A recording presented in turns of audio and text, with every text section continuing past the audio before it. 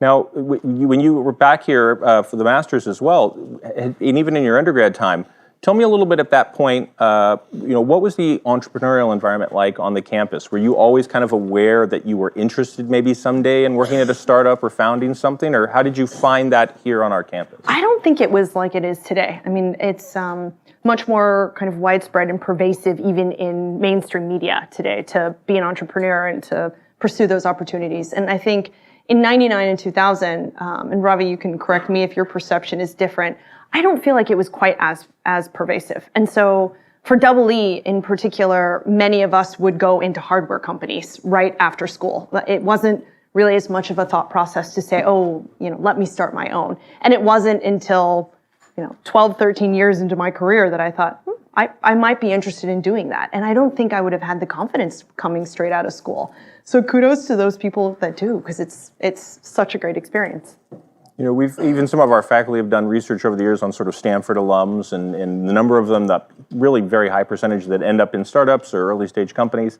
Did you ever feel any pressure to be in a startup, or do you see that? And we sometimes hear that from students now, like, am I going to go work for the right company? Should I be starting my own thing? Well, I hear that all the time from either candidates or folks we're kind of mentoring, right? And people feel a lot of pressure. They feel like, if I don't take advantage of the opportunity now, when am I going to have this opportunity again? And I think it's something that has become a pressure that folks feel. But I will say this, you have plenty of time.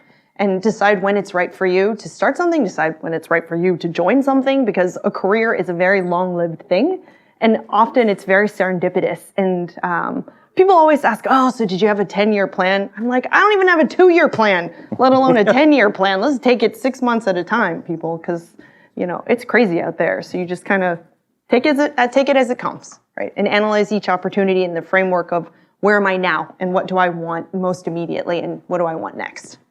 You're advisor to firms as well. Do you see sort of those pressures play out I'm sure you get a number of people pitching you an idea or coming to you just to spitball something and things like that. Do you sense in their pressure, where does that come from? Does it sense of keeping up with the Joneses here in the area, or do you think it's just some internal driver that they have to do that? I think to have gotten here in the first place, you're very motivated and very strongly driven, and there are things that you wanted out of your life and your career, and there are things you wanted to learn, and that bar is high, right? So you see the person in your dorm kind of deciding to start something, or half your graduating class, let's say from CS, deciding to go to startups. Of course it gives you internal pressure. I don't see how you would be human if it didn't give you a little bit of internal pressure. But that doesn't mean you have to go that way. It just means you take a step back and you recognize, I'm feeling this pressure. Where is it coming from, right?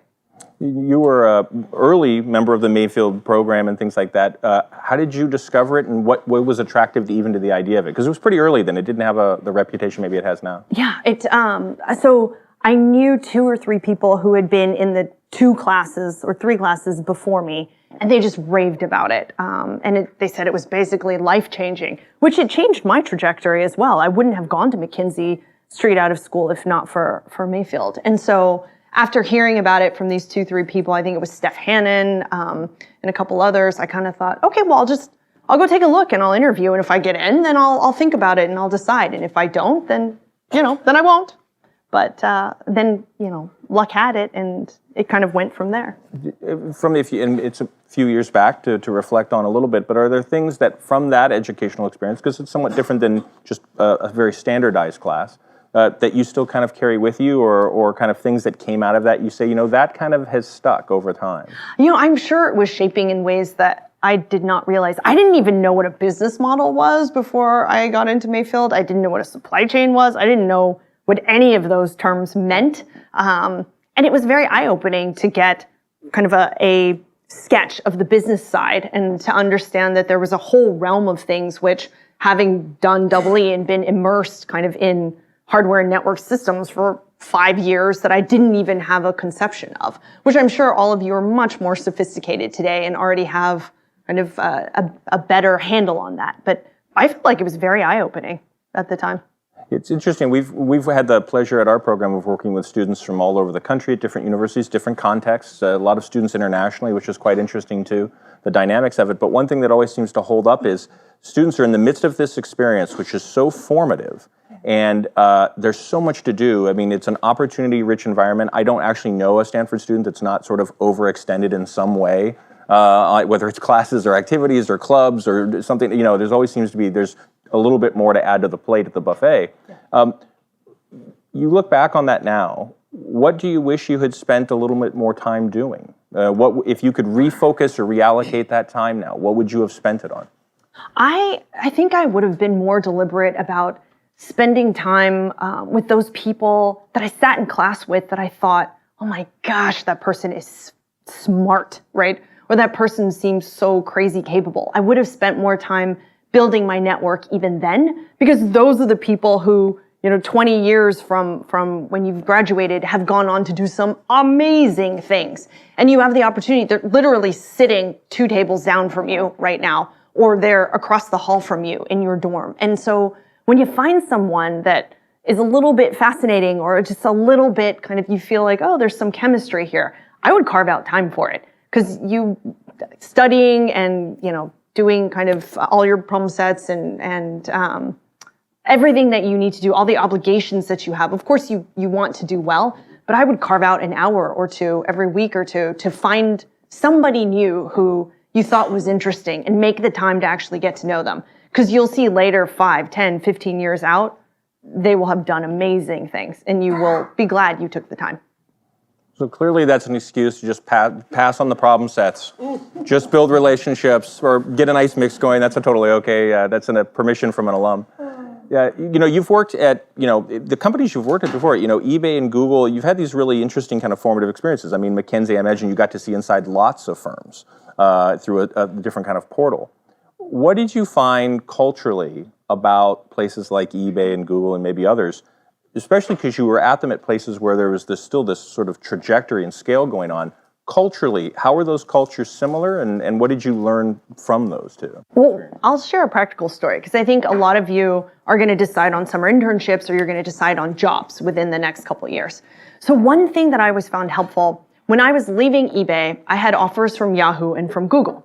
And the thing that I did that I think really helped me make my decision, because at that point in 2005, Yahoo and Google were still neck and neck. Obviously, the story has changed since then, but back then, they were still pretty comparable in many ways. So they won't let you in the building because there's security, but they will let you sit outside. They can't stop you from sitting outside. So I went and sat for 2 hours outside of Yahoo, and I sat for 2 hours outside of Google, and I watched people's faces because I wanted to understand, how are they interacting with each other? What do they look like when they're talking to each other? What do they look like when they're walking from meeting to meeting? Do they look happy? Do they look as if they want to be there and they want to talk to each other? And I just wanted to see what I could discern about the environment from watching people interact with each other as they were doing this and going about their day. And I think that was what made my decision more than kind of anything else. Because at the time, Yahoo was willing to pay more. They were willing to give me a team. They were willing to do stuff that Google just wasn't willing to do. But there was something visceral about how Google felt to me when I was on the campus and watching people's faces. And so I would advise you, if you're going somewhere to interview, go early. They can't stop you from just sitting there and observing while nobody knows kind of that you're a candidate yet or that you're there for anything. And just watch and see what you think and how you feel about it. Because that gut instinct call, I think you'll find as the years go on that it should be heeded, at least fairly often. That's a great story in the sense of actually being able to pick up any kind of environmental factor. So often people come into an interview sequence and they have no understanding of it except outside of this room, and it feels pretty isolating, and don't you give a true sense of it. I actually like to, sometimes when I'm there for board meetings at Procter & Gamble or Cisco, I'll just sit and work for an hour or two before kind of the board meeting starts, because I want to get a feel for how things are feeling and to take the temperature. That's really fascinating. Did you find once you were inside Google that the experience there was, we've had a number of folks who have had Google experience over the years here at the series, but what did you take away as sort of a pattern of it that either impressed you or surprised you about the way that place operates? It's so unique from so many other places in the world. So the first time after we launched Google Analytics to kind of out of beta and into the real world, we went back and I think we had 2.7% market share or something. And we were so proud that we were on the map now. And we said, okay, and by the next kind of quarterly business review with the executive team, we will have 9% market share. And we were like, 9%, that's triple. That is so huge. And we were really excited to express this. And Larry basically said, come back to me when you have a plan for 70% market share, and don't come back to me saying 9%. Like, that's chump change. You figure out how to get to 70. And that was kind of game changing, because we had not, in no place in our heads had we gone to majority market share, like, thoughts, right? And the system was still falling over sometimes at 2 a.m. and our site reliability engineers were still waking up every single night and having to reboot machines and get us back up and run. It was like behind the scenes, there was some stuff going on, right? So we weren't thinking about 70% market share, but when somebody pushes you so far beyond what you thought was possible and forces you to think at another kind of a level of ambition, if you will, than you would have by yourself. I actually think that's a really good thing to experience. And it makes you deeply uncomfortable for a little bit. You have no idea how you're going to do it, but that's how you grow. And that's when you experience your most massive jumps in growth, I think. Is that something now you've carried to Accompany in the way you want to excite your team and excite the leaders as well? Or did you get to have the 70% moment? I'm sure it annoys the living daylights out of them sometimes, but yes. Do you find folks push back against it, or do they seem confused by it? Like, how do you guide leaders or people you're grooming to really kind of leaders inside the firm? So how do you get to that? I think you are explicit ahead of time to say, I'm going to set the expectations at a place where I don't expect you to always meet them, but I expect them to be high enough to where you push yourself into the yellow, where you're not in the green anymore, where you're completely comfortable. You're not in the red where you're so stressed you can barely see straight, but you're right there in the yellow where 3 out of 5 days, you're going to learn something totally new that you did not know in the morning when you woke up. And by the end of the week, you will have gotten further than you thought you would have gotten on Monday morning when you first came into work. That's a good week. That sounds a lot like the description of the life of an entrepreneur in general, kind of living in the yellow. How do you you find people you've worked with that are constantly in the red and they're under the gun all the time, and then there's other folks kind of slow rolling it in the green, if I'm understanding your scale there. How do you find the right balance for yourself as an individual, as a leader, running a whole group in that way? There are some weeks when, things are in the red. So Cisco and Procter & Gamble had board meetings back to back one week. And that was a little bit of a crazy week, and it'll happen again in December. So those weeks are a little stressful, but you deal with it, and then, you keep going. And not every week is red. So that's the good part, right? How would you describe a company's... Wait, can I ask a question? Please. How many of you here feel like you operate in the yellow now, where you're challenged enough to where you don't know everything you need to know for that week? And how many of you feel like, that's a place where you're operating now, where you're in the yellow? Okay, that's fantastic. This is the beauty of Stanford, right? Is most people are operating in the yellow. So if you do feel like you're in the red and you're drowning a little bit, you just saw the other people who are in the yellow. Lean on them for help. Because everybody, I think, feels overwhelmed sometimes and like they're operating in the yellow. Even people who look perfectly polished and put together, they're in the yellow. So don't feel as if you're isolated there in the yellow. Just poke the person next to you, and somebody will talk to you about it and feel the same way. So lean on each other a bit. When you first started to ask the question, the hands didn't go up quickly, and I was concerned that we're all going to say red. Like, I was like, or they are red and they don't want to admit to red, but that's a whole other thing. Yeah. By the way, guys, if you have a question throughout this, feel free to raise your hand, jump into this as well. Amy and I, I'm sure, are going to be fine with that as well. Yeah, please ask. We'll have time at the end as well, but feel free to pop in. Yeah, the whole point is to be useful to you guys. That is the whole idea. So anything you have, please ask it. So Accompany is now about 4 years old, yes, roughly.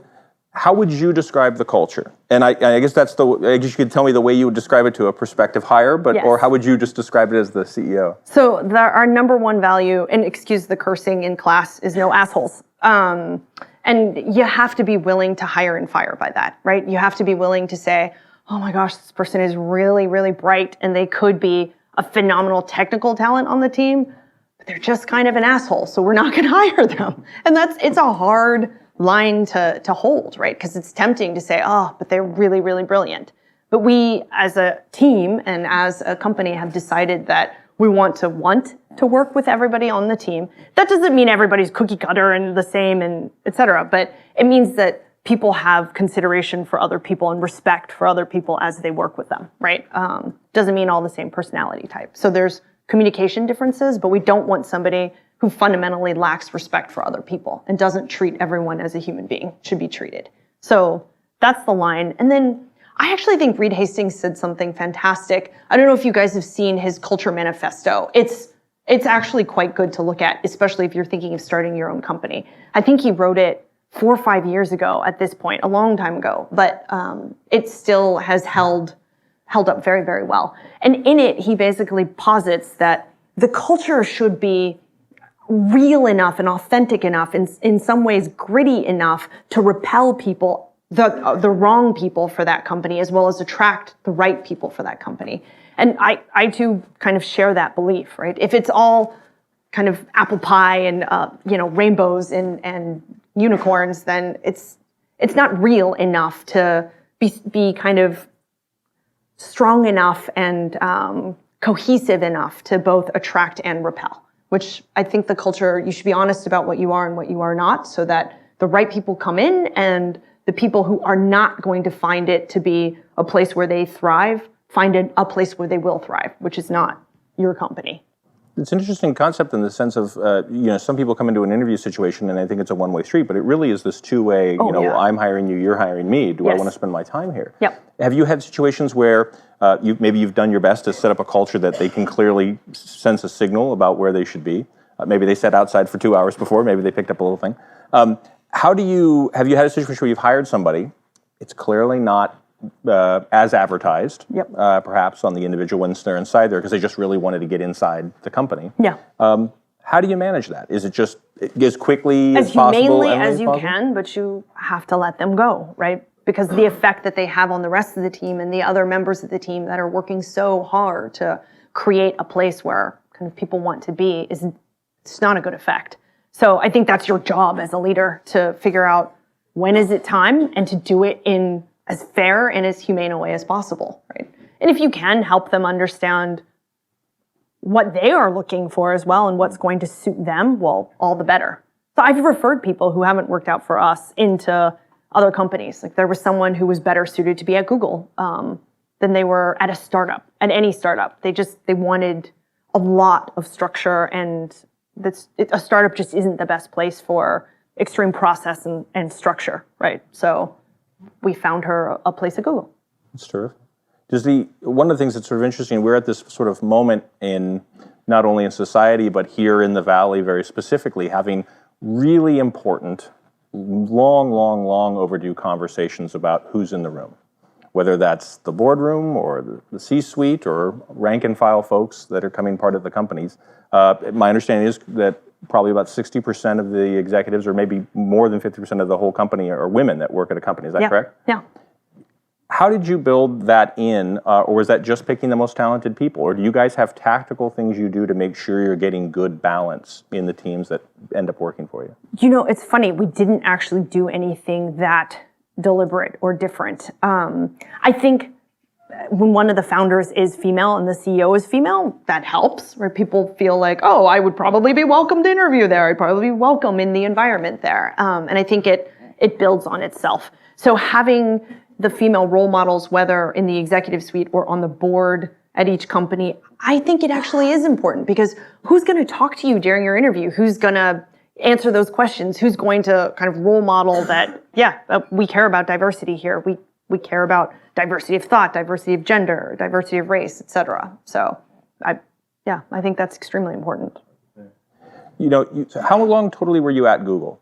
10, 12 years? 8.5 years. 8.5 years, okay. Mm-hmm. So 8.5 years, you are doing incredibly well there. You have a large portfolio of what you're taking on and the teams that you've built.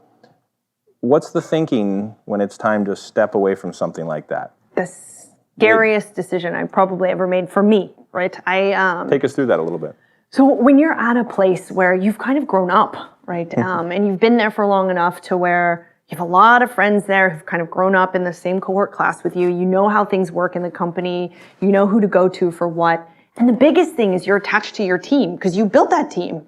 And by the time I left my team, was a few hundred folks, and I had handpicked many of those folks, and I loved them. And so I didn't want to leave them. But at the same time, when you're 8 years into somewhere, you ask yourself, am I a lifer? And is this what I want to do for the rest of my career? Or like, what is happening here? What do I actually want?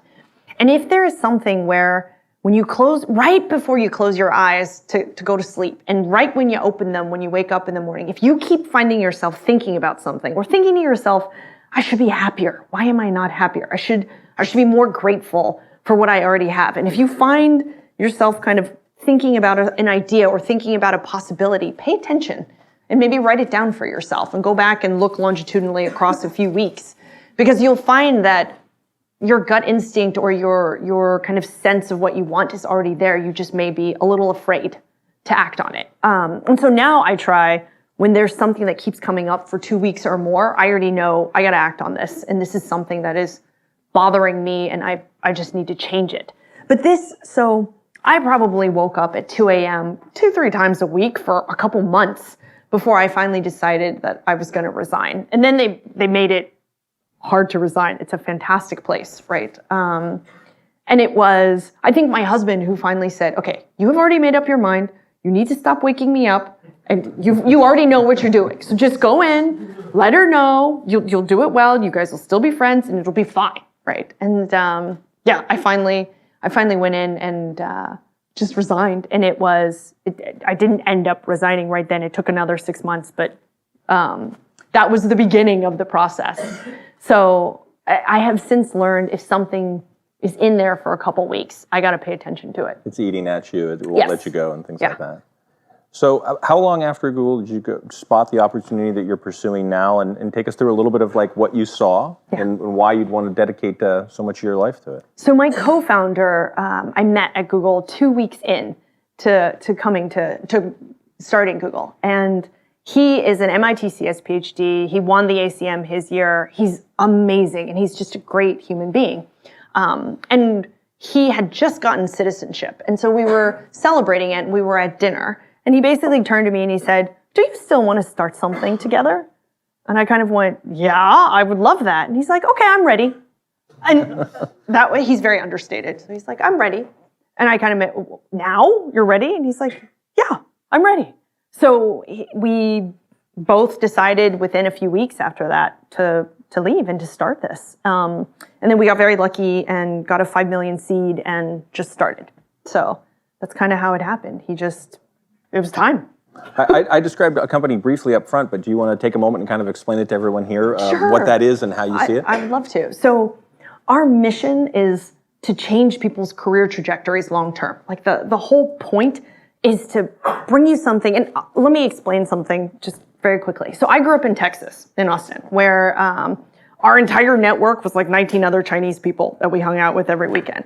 So I did not understand the importance, and this is why I talked to you guys earlier about the importance of the network and the importance of investing in getting to know people you find interesting or you find fascinating when you don't have time, because it bears fruit in such unexpected ways later. And I'm on the boards that I'm on because of our product, because two people, Chuck Robbins and David Taylor, the CEOs of Cisco and P&G respectively, were using our product, had a serendipitous moment, and were asking, okay, well, who made this?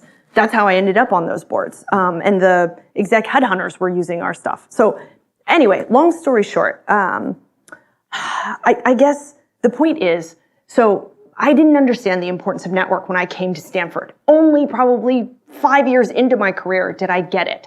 And so now what we're trying to do is bring this data and this intelligence together to serve it up to you on a silver platter to make it so easy. It would be silly not to stay in touch with these people that come and go in your life, because they will be the ones who will pull you up later or push you up later, right? But that whole kind of serendipity of a career is all about serendipity. It is all about people knowing what you do, appreciating what you do, and recommending you for things. That's how opportunity occurs. That's, in some cases, the only way you ever find out about certain opportunities. So the more you take the time to get to know people and to really genuinely get to know them, but to allow them to get to know you too, the more people can be kind of recommending you and looking for opportunities for you, right? And that's the piece where I really wanted software to enable that. I really wanted to have that be something where people like me who did not grow up with that concept and who didn't understand the importance of it, I wanted to be able to accelerate their career by 5 or 10 years or 15 years, but by a substantial amount so that they could experience this opportunity much, much earlier. Please. So, maybe as a grad student, I see it a bit different, but often when I talk to my undergraduate friends or when I tutor, they all tell me, yes, I could go to all these events and network, get to know people, but it's the grades and the grades and the grades. And I tell them it's really not all about the grades. But how can you, in a different way, tell people to find or to be able to draw the line between, yes, school matters, but going to all these events and learning something else and networking is also important? Can you restate it a little bit? Oh, sure. I can restate that. So how do you balance between, when you have a limited number of hours in the day, how do you balance between going to these events and all of this and your schoolwork and making certain the grades stay high so that you can get into grad school, et cetera, right? Is that the question? So I actually really am not a huge fan of big events where you meet 40 people for 5 minutes. I'm not memorable enough to where you would remember me after meeting me for 5 minutes. So I kind of don't think that that's the playing field that I want to be on. The playing field I want to be on, if we're in class together and there's 20 people, and let's say it's a civ class or something, and you say something so interesting to me, I think to myself, I want to have lunch with that woman. What is she thinking when she's saying these things? It's so interesting. I will ask you to lunch because I actually want to get to know you, and I will invest that hour, if you will, to get to know you because I actually think you said something super interesting. That's how I would rather do it. I'd rather take a walk with you. I'd rather have coffee with you. I'd rather have lunch with you. And I find that, and if you pick, let's say, 1 a week, at the end of the quarter, you've gotten to know 10 people. Probably 2 of those will stick, right? But then if you accumulate that over a 10-year period, that's a lot of people. And that's how I would prefer to do it. Instead of doing the events, and you can fit that into your schedule around all of the other obligations you have from a schoolwork point of view. Please. Hey, Amy, thanks so much for being here. Question as a founder, I'm keen to understand a bit more. You mentioned you were lucky and you got the $5 million seed round. Yeah. As a founder, that's very lucky. I'm keen to understand a bit more, though, about the product as well. What you originally went with, what were they investing that $5 million in? And then your journey a bit more to your next round. So that would be really useful. So the original concept was a relationship management kind of tool, right? And the thing is, at the time, LinkedIn's API was still open, Facebook's API was still open, everything was still completely open and available. And then about a year into the company's lifetime, LinkedIn shut down the API, Facebook kind of pulled back on their API by quite a bit. And we had a big decision to make, whether or not we would create the data platform ourselves. And it's actually one of the most fun parts is creating the data platform. But Dave Goldberg was a good friend, and we sat down together, and Dave basically said, if you don't create this data platform yourself, you don't have a business, right? It's not a standalone business. It's an acquisition. It's not a business. And we talked about it, and he basically said, you have to dig the moat. And the only thing that's going to give you the moat is the data. You cannot depend on somebody else for that. And he actually said, I will give you $15 million to build this data platform. And I really think you should do it. So I went back and I talked to my co-founders. We talked about it for about a week, and we decided to take the money. And that was our A round. And Iconic led that with Dave. But we basically since then have built this data platform that is 300 million profiles and 20 million company profiles. And we look for kind of digital exhaust everywhere. So anytime you speak anywhere, so Matt, let's say you go and you speak at TED. We'll grab the speaker bio, we'll NLP it into its component pieces, and it's so much easier to edit than it is to author, right?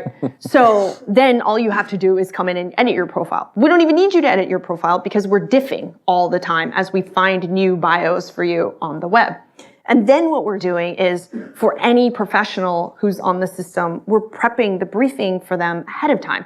So when we sit down together, I already know your context. I understand your company and your company's financial performance, but I understand any news about you. I understand any tweets you've had. I understand kind of who we might have in common so that I can open with that, right? But the system now is self-learning, and it's 92% accurate without any human intervention, which has been so fascinating to build. And it's the team that's done all of that, but it now has allowed us to do things like predictively say, okay, so in any given company, here are the people we see as kind of rising stars whose careers have pulled a standard deviation up off of the cohort norm, and they're moving faster, right? Here are the super connectors who sit between industries and can cross-pollinate between different industries. So if you're looking for someone in your industry to bridge you into this other one, here's this person that might be really good for you to meet with. So these are the types of kind of insights and analyses you can do on top of this massive data platform. Just to follow up then, going back to the original seed round. Yes. What did you pitch? I mean, you shared what you pitched, but like, did you have debt? Did you have an MVP? Did you have like... I had a network, and that's how the 5 million happens, right? People have to know you, they have to trust you, they have to know what you've done in your career, because it's all risk mitigation. So any venture capitalist has LPs they're responsible to, and they have to be responsible stewards of that money. And so as much as you can mitigate risk by understanding what the DNA of this founding team is and what they have credibly done before in their careers, then you can feel more comfortable investing more or less accordingly, right? So again, that's why the network is so important. Besides this sort of kind of moat moment where it was sort of like very clear that you had to build a business around this platform, Yeah. I mean, building the data platform, really fun, really cool, really hard. Yes. So what are some of the things that, I mean, that's clearly a surprise. In this sort of 4 years of time, what have been a couple of other things or one thing that you go, this was completely unexpected? This is not something that we had Every really- week there's something that's unexpected. That's part of the fun of it, right? But are you asking from a kind of business standpoint? Yeah, a bit or more, maybe more of a strategic question in that sense. I think one of the questions you always ask yourself is, what talent do you need to bring on when, right? And when things take off, you're suddenly caught there thinking, oh my God, I need to hire this person yesterday. And if you become so urgent about that hiring, you lose sight of either the culture point or one of the other kind of core things that's important in bringing on a new person to the team. You could hire someone that it's expedient to hire instead of being disciplined and waiting, because it's painful to wait. I mean, you yourself are doing 2 or 3 or 4 jobs, so you're very tempted to bring this person on. So holding that line is, if you go on the wrong side of that line, it's painful to undo it. Is that the same sort of situation then in regards to product strategy? Because as you sort of scale up, how big is the company now? So we're about 40 people. About 40 people. So just slightly too large to yell across the room. I think IDEO famously could put 40 around in one meeting and then it finally busted out or something like that. Yeah. What is, how do you maintain sort of product vision in a way that stays pure? Or does it have to just be handed off to people in some way and say, you know what, we're not all going to be on the same page all the time? Oh my gosh, that's the hardest part as a founder, especially as a product founder, is knowing when to step back and let go a little bit. Ben Horowitz gave me some phenomenal advice. He basically said, you need to start writing everything down. You can't expect things to be transmitted just by talking anymore. You're going to have to start to be more formal about it and start to write more down and be more disciplined about it. And I think it was very good advice. I'm still working on that, but I think it was very good advice. When you look at sort of then the competitive landscape, I mean, what is even about, there's just the pure love of the technology on some levels too. What is exciting to you about artificial intelligence just generally as a field? Because that really is, you guys are in there in a specific space. And there's so much the public has a perception of what that is. It's still so new, it's science fiction in so many ways for so many people. What is something that you love about it or you find fascinating and maybe something that the public completely misunderstands about this?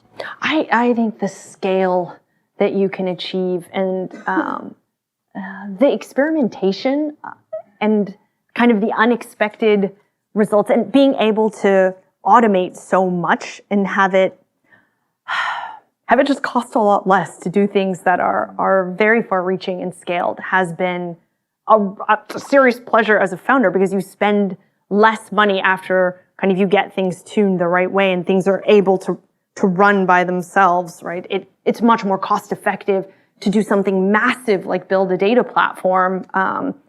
There is a competitor which I think they have 5-6 million profiles in their stuff, and it costs them $1 to $2 to generate each of those profiles because they have to do a lot of it manually. It's 0.001 cents for us. It's the cost of storage and compute because we have created this engine that has discernment and patterning on its own. So that's the scale you're able to get has been fascinating. That seems like a very strong network effect in your favor. Are there a possible acquisition at some point for talent, especially at that kind of cost? That's pretty challenging as a thing. You know, part of this is also as a startup founder, there's this move now, and I think this has changed a lot in the last 10, 20 years. You know, this sort of older idea of, well, you know, great job, founder, you got it to this point, time to bring in adult supervision or hire professional operators to do this. But this trend in the last decade, really more of allowing founders to stay with the firms for longer and kind of, I think there's some sort of sense of that they've been able to create a pure or true innovation culture. How do you know if you have a culture that is legitimately innovative? Because everyone says it. It's a buzzword. The word's lost meaning now. How do you? What do you see inside an experience? At a small company or at a large company? Both, actually. That'd be great. So at a large company, I feel like if in fact anyone at the company feels as if they have a good idea, somebody will listen and it can go somewhere without it being a Sisyphean task of pushing a boulder up a hill, that's when you know you have an innovative culture as a large company. Because otherwise, it's very easy for people to feel like, I have an idea, but I'm not going to express it because it's not going to go anywhere. Nobody's going to listen. It's going to be such a pain in the ass for me to get anybody to do anything with it. That is a non-innovative culture. And I think a lot of large companies struggle with that, right? Because there is resourcing, there's bureaucracy, there are layers and layers that can say no.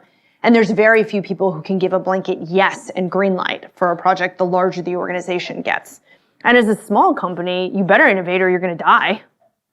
I mean, it's pretty binary, right? Either you're innovating or you're just going to run out of money and die. So that one's pretty easy. The large company one is the more complex one, I think. Did you find that, it was interesting you mentioned the no assholes rule, and I think anyone who's been to class all this quarter... Sorry for all the cursing. No, you're not the first. In fact, I'd say most weeks this quarter we've heard that phrase, actually, including Bob Sutton, who was here earlier. Yes. Part of that is also around, when it gets to these large organizations, the friction, the policies, the road to hell, paved with good intentions around why we do these sorts of things. Yeah. Are at 40 people now, do you feel, are you already feeling creep in that way? And then what do you do to kind of Not yet. combat it? I think it tends to happen right around 75 to 100. That's what I have seen. And it can happen at any stage if you're not careful, right? But yeah, I think we'll get there at some point, but we're not. Yeah. Yes. It's interesting also in your background about having been an advisor and now having a number of board seats. You've had experiences now, I guess sometimes people see it as both sides of the table or something like that. What is, in your mind, what is your job as a good board member? To ask questions, right? It's really to ask questions because you don't know the day-to-day operations like the management team does. You're dropping in for a couple days a quarter. You may meet with members of management in between, but really your job is to ask the questions. They may be too close to ask for themselves. And as one of the board members with less experience, who's younger, right? Your job is to ask the questions that come into your head as questions that are germane to kind of the company in terms of innovation, in terms of how they're thinking about their 2-year, 5-year, 10-year product strategy, all of that. But you're going to come with a different point of view, and they actually brought you on for that point of view. So when they bring you on, they actually want you to ask the questions that you have. It's basically your job. And then formally, your fiduciary duty to the shareholders is to make certain the right CEO is in place, because the CEO then makes the other management team decisions. Which is sort of a fascinating note, given recent events and news as to do we have the right CEO in the seat at any given moment? Yeah. Do you find, so put yourself back in the role of the CEO, your board, what thrills you when you interact with them? What do they bring, or how do they want you to be behaving or working with them? That's such a unique relationship depending upon how board people take seats, whether they came from investors or whether they were just great kind of independent folks. Yep. What is the right mix of that, or does it depend entirely on the company? I actually, there's a point I would make to all of you who are going to found, choose your board members carefully, because it's a 7 to 10 year relationship, right? It's a long-term relationship. So it's not just the money they bring, but is this the person you want in the boat when the stuff hits the fan? Is this the person you want to be seeing every, month to 2 months across the table for 7 to 10 years? Do you like this person enough to do that? And I think the weekend before taking the term sheets for our seed round, I actually called 26 CEOs because I wanted to understand, what did it look like when you failed with this investor? What did their face look like then when things were not going well? Did they stay with you in the boat? Did they abandon you? Did it get ugly? How did it look? And I think that talking to founders who have failed with that investor will tell you far more than almost anything will about them. And so when you pick this person, pick carefully because they're with you for a long time. And having a fair weather friend in that position is not a nice place to be. So having somebody who has the experience and has the gumption to stay with you when, as you go through kind of all the ups and all the downs is pretty important. So choose carefully and do your homework before you choose someone. Well, I won't name the Stanford alum founder, but there was a comment once made that a board is sort of like having 5 or 6 PhD advisors at the same time, and you owe all of them money. like the weight on you is this got this sort of mixed issues you're feeling at the same time. Yeah. I wanted to make sure to open up a chance. Anybody have questions? Chance to open it up? You mentioned that your system is self-learning and 92% accurate. Are there any good stories on the 8%? Yes, there's so many good stories in the 8%. Sometimes you look, and again, apologies for the cursing. We have cluster Nukins, right? So someone's named John Smith. How many John Smiths are there kind of on the web? There are a ton of John Smiths. So sometimes you get somebody clustered and someone's husband is named John Smith and they send in a ticket and they're like, this is not my John Smith. And there's funny stories. So yes, and every percentage point you have to fight for above 90, right? Every percent is going to be a dogfight. And there's not silver bullets above 90, it's lead bullets. But it's fascinating kind of the problems that you get to solve because they are hard problems. So yes, there are lots of funny stories where, people are confused, especially with very common names, because we're frequency patterning on the names appearing kind of as strings together. And yeah, there's some funny stories. Somebody had a question? Yes. I would like to become better at leading the team, at building it. When you give criticism, constructive criticism, what is, in your opinion, the most important factors to make sure that the person is on board and comes out of it as a winner afterwards? So one of the things I like to do before I have to give really hard feedback is I'll go back. There's a book called Please Understand Me. And it sounds cheesy, but actually edition 1 is better than edition 2 if you're going to get it. And it's by Kiersey Bates, and it's old, like it's been around forever. But I like to remember what Myers-Briggs type the person sitting across from me is. If they're an introvert, or if they're sensing versus intuitive, or if they're judging versus perceiving, like what is their frame of reference? And when I communicate with them, how are they likely to interpret what it is I am saying? And I will actually alter my communications so that they are more along the lines in the stylistic lines of that person's communication style, because they'll be much more receptive to my message that way, especially if it's a difficult one. So I will go back and reread, and I will sometimes ask them to read my Myers-Briggs typing so they don't misinterpret when I say something, because I tend to be very direct, right? So I'd like for them to understand that I'm coming from a place of very good intentions and that I'm trying to help. So if you frame it right before the discussion in terms of this is your communication style, this is mine, this is where we're likely to have friction, and this is where we're likely to misunderstand each other, that framing is already in their head, which I find very useful. Thank you. Yeah. If you aim to do a startup in a few years, but you want to study how a business works in a different company as in your first job, how would you compare a small startup and a big startup like Airbnb, Google? It depends on what you want. So if what you want is to figure out to be adjacent to the founder experience and to understand kind of all of that in a more accelerated way. So think of it this way. The faster you want the ride to go, the smaller you go, right? Because you'll be buffered from far less. And the other thing about a smaller place is you'll have to wear a lot of hats, which if you want to found yourself, you actually want to wear as many hats as you can and take on as much responsibility as they will give you. And in a smaller, high growth place, you'll just have more white space around you that you can expand into where there's nobody there yet saying, hey, that's my space. Don't go in it, right? Because there's plenty of space for everyone. So if I was going to found something in a few years, I would go smaller because I would want to be as adjacent to the founders as I possibly could and learn as much as I could as fast as I could. So what would be the, okay. Oh, go ahead. I just see many people just go to a larger company because if you work in a smaller startup first, then it's harder to get into a larger scheme and work and see how that organization operates. I would say the war for talent is so real right now. You have much more leverage than you think you have. Much more leverage. And don't be afraid of what doors will close when you choose something. You would be surprised how life works. If you work hard and people understand kind of your impact, what doors open up that you never would have expected. So focus on this next closest step and knocking it out of the frigging park for this step, because doors will open that you never expected as you do that. Every step of the way, just knock it out of the park.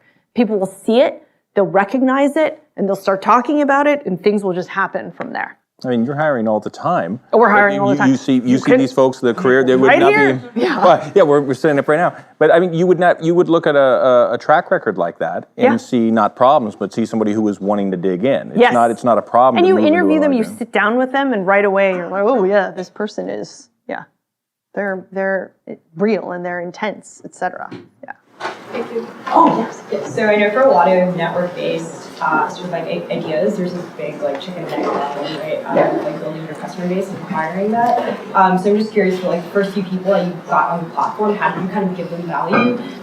Like since there were a lot fewer people, right? Like no long value. So we're not a social network. We're a data platform with insights on top of it.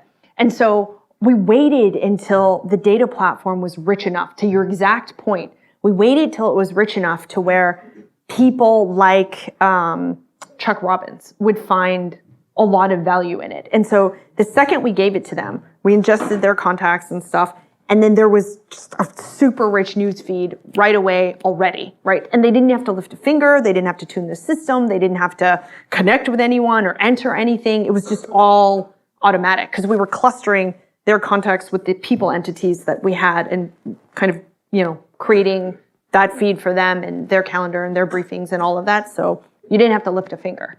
So to your point, it's really important to bring value within the first 30 seconds of when someone's using you.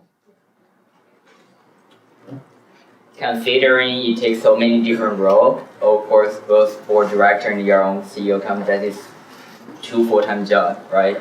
Like, how do you organize your day and week? Do you do like end of weekly planning for things on next week? And how you actually deliver those messages to your team and people around you, right? Because so many people demand your time, from their family to people who work for you to other people. Yeah. So I, on Sunday nights, will sit down and kind of do my planning for the rest of the week. And I find that is extremely helpful. The other thing I have found that helps me, because I'm urgent about everything, is meditation in the morning. So I used to make excuses like, but I'm in such a rush, and I have a son who's 10, and I just, I don't want to miss time with my son in the morning, et cetera, et cetera. So now I just get up 20 minutes earlier, and I actually take the disciplined time to meditate because it makes a difference to my team. They can tell kind of when I've meditated, right? I'm a lot more patient. And I listen a lot better. So on days when, let's say I had a 7 a.m. call or something, and I didn't quite get there for the whole 20 minutes, I can tell, they can tell. But I think for anyone who is more Myers-Briggs judging versus perceiving, meditation is a great thing for your team and a great thing for you. But yeah, the weekly planning on Sunday nights has really helped a lot too. And then every once in a while, if you put a block into your calendar, say a 4-hour block, right, once a quarter, to where you don't talk to anyone, you don't bring devices, you just bring a notebook and you sit somewhere and you ask yourself the fundamental questions of, am I missing anything? Is there anything I haven't thought about that I need to think about? And are there macro things that are going to affect my business and my company that I have not given enough thought to, and carve out that kind of strategy time? That's by yourself. I think that's important to do too. Thank you. What's your opinion on the future of jobs with the predicted or already happening rise in AI? So I don't think it's all that original or different from what's already out there in the mainstream media. I don't have any kind of two standard deviation off opinions on what's going to happen there. We need to obviously reskill a large portion of our workforce, and how we're going to do that and who's going to pay for that is a big question, right? And kind of the functional hows versus what are we going to do. I feel like that hasn't been answered yet. And there's a lot of smart people working on it, which is good. And the dialogue on it has risen to a point where I think enough people are starting to realize we need to do something, which is great.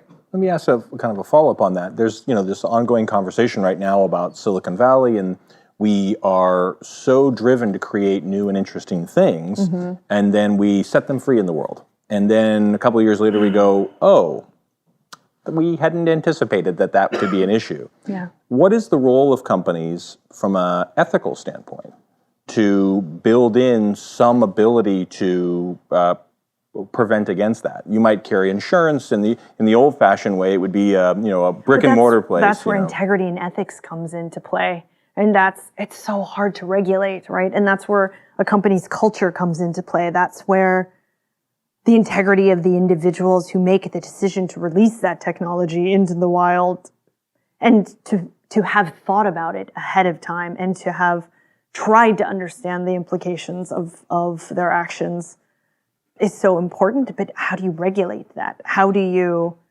govern that? How do you enforce compliance on that? It's such a hairy question, right? You see it sort of in autonomous and vehicles. There were some questions over there, so I just wanted to make sure that there were a couple hands raised, I think, over here. Did people get? Yeah. So I wanted to go back to what you said about goals. About? Goals. Oh, goals. So it seems to me like you set really ambitious goals for yourself and the team, which is really cool. I try and do the same. But my question to you would be, let's say we set our goals in the sky and we don't get quite there, but we get close. How do you justify that to the team, or how do you frame that? How do you tell someone an ambitious goal with them maybe knowing that you don't expect them to exactly reach it? So this is the part that Google did so well. I think the point is to put the ambitious goal that it is so ambitious that our OKRs, the objectives and key results at Google, you only ever expected to get a 0.7. You never expected to get a 1. You always only expected to get a 0.7. And people would start gaming the system knowing that, you expected to get a 0.7 and your performance was based on that, et cetera. But still, the 1 would be such an outsized 1 that the whole point is to force your thinking into a different plane. And then for the team to work as hard as they possibly can to get there, but for it not to have been necessarily an achievable goal all of the time. And if it were an achievable goal all the time, that would indicate that it's not ambitious enough, right? But then to celebrate when the team does reach kind of the 70% level, to have the judgment to know when to celebrate and to make certain that people feel appreciated for, what they did. So it sounds like culture and people are so important to the success of what you're building today. Maybe equally as important as the technology and AI and the back end. Yes. As a startup and as you're nimble and you're going this uncharted journey, how do you smell and filter for people who have flexible mindset versus rigid mindset, so that you don't get people who come in and stick something into the cogs of the wheel and stop the entire machinery? The best interviewing guide I have seen to test for fixed mindset versus growth mindset is actually by Adam Grant. So he's a Wharton, I think, behavioral science professor but you can look it up. And he basically says, don't ask people theoretical questions. Ask them about times when they have actually, let's say, encountered something that was extremely challenging and it felt as if the odds were overwhelmingly against them, and what they did. And keep digging and keep asking why, right? And try to get down to their base motivations and what makes them at their very core. And I think the method in which he coaches you, I actually go review this interview guide fairly frequently because I want to remember exactly how he asks the questions. But I would go look at it. It's Adam Grant. But it's a phenomenal one because just the way he poses the questions puts people in the right mindset to express. And then he tells you what you're looking for. One last question. Who wants last take? Anybody? There we go. Let's say you're back in college right now. Yeah. What would you study? Would you still take electrical engineering? I would do CS. I would do CS because software is eating the world. So I would do CS. And I would probably do a subspecialty in AI. Well, everybody, thank you. Please help me thank Amy for this wonderful discussion.